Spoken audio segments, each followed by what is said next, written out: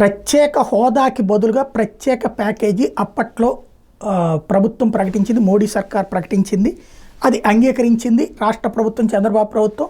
అప్పట్లో వెంకయ్యనాయుడు గారికి ఇలా అరుణ్ జైట్లీకి వీళ్ళందరికీ సన్మానాలు కూడా చేసింది, దానికి అనుగుణంగా కొంత సొమ్ము తీసుకుంది. అదే సందర్భంలో ఎక్స్టర్నల్ ఎయిడెడ్ ప్రాజెక్ట్స్ కింద అప్పులు తీసుకుంటే ఆ డబ్బులు కేంద్రమే కడుతుందని అప్పట్లోనే మనం మాట్లాడుకున్నాం.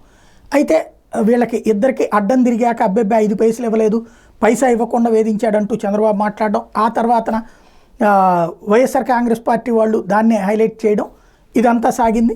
తర్వాత వీళ్ళు ప్రత్యేక హోదా అడుగుతా సాగదీస్తూ వచ్చారు. అయితే ప్రత్యేక ప్యాకేజీ ఆల్రెడీ హోదాకు బదులుగా తీసుకుని శాసనసభలో కూడా అంగీకరించాక మళ్ళీ ఎక్కడి నుంచి వస్తుంది అన్నటువంటిది ఇంతకుముందే మనం మాట్లాడుకున్నాం.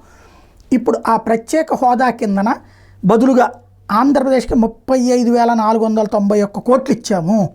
ఇది కేంద్ర ప్రభుత్వం చెప్తున్న లెక్క, ఆషామాషి కాదు, అధికారిక లెక్కలు చెప్తుంది.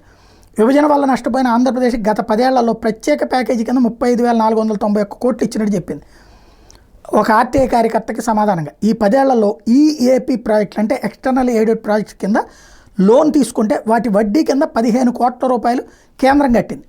2014-15లో రెవెన్యూ లోటు కింద 16,078 కోట్లు ఇచ్చారు. నేను ఆ రోజునే చెప్పా డబ్బులు ఇచ్చారు అన్నటువంటిది. అబ్బాయి ఇవ్వలేదని మాట్లాడినటువంటి వాళ్ళు ఉన్నారు కొంతమంది ఉద్యమకారులు. ఇప్పుడు అధికారికంగా చెప్పిన లెక్క 16,078 కోట్లు ఇచ్చారు. అలాగే వెనుకబడిన జిల్లాలకు 1,750 కోట్ల రూపాయలు ఇచ్చారు. అలాగే రాజధాని అభివృద్ధిలో అత్యవసర మౌలిక సదుపాయాలకు 2,500 కోట్లు ఇచ్చారు.